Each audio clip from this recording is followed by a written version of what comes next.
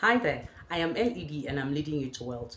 One of the basic things that you need to do as your a wife or as a husband is to talk to your spouse about money. If you have not built a relationship to the point where you can talk to your spouse about money without having any form of quarrel, then you need to start building it. Now, how do you build this relationship with your spouse when you want to start saving or growing money together? You have to sit down and have hard talks. What are these hard talks? Hard talks reveal over a period of time the level of your understanding with your spouse, the level of understanding you share together with your spouse. And these hard talks in turn help you to know what to do, what not to do, and what to align with your spouse. Number one is clear communication. When you're saying one thing, know what you're saying and mean it. Don't say one thing and mean another thing. When you're telling your spouse, we need to start saving this month, make sure that you're also aligning to what you're telling them. We need to start saving this month. When you're approaching your spouse and you tell them you are the person that spends a lot of money, how do we curtail it?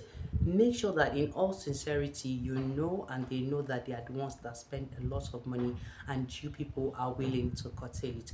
Now when you're talking to your spouse about money, because there is intimate relationship between the both of you, there is always room for offense. Now this is where clarity comes to place. Learn to speak to your spouse clearly in plain terms without ambiguity. Meaning, don't say one word and your spouse assumes you're saying another thing in pretense of having a conversation. Make sure that your conversations are true and they are clear without any form of biases or without any form of blame in quotes. Okay. Now, the next thing you're going to do is get papers. The documents never lie. The records will not lie. Get your bank statement and know how to forge ahead from there. Look at where your money goes to mostly, what you have spent a lot of money on that you think you need to adjust.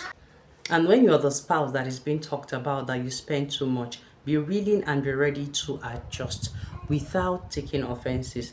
Take your bank statement, numbers don't lie, and look at where you always spend money on.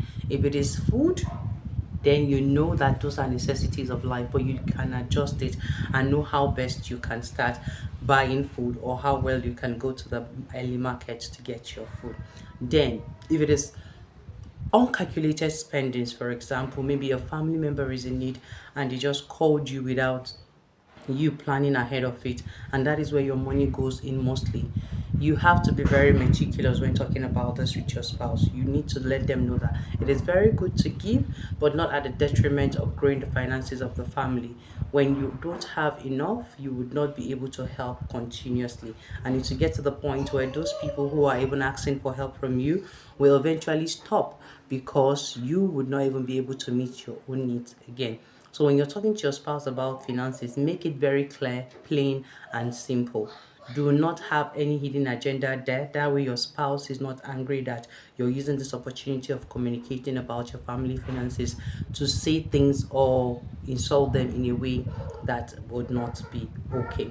Then the next thing you need to do is set up a private account. Set up a private account that will help you to always track income and always track expenses. When you're able to track your income and your expenses, in long run, it helps you to build that financial discipline that you've been looking for and you've been hoping to create. It is very simple. Get a dedicated account, either a joint account with your spouse or a business account where you know, okay, you're going to be using this for business funds, you're going to use this for family funds and all of that. But get a dedicated account, preferably a joint account where both of you are signatories to it and no one can actually take from that account without the permission of the other. And that is how you're going to be able to build wealth and track your finances. Being intentional about it, communicating clearly with it, knowing where the loopholes are, and knowing where you're going to adjust and seeing how best you can adjust. That way, you would be able to build good finances with your spouse. Okay, here we talk about marriage, we talk about money, we talk about family, and building wealth.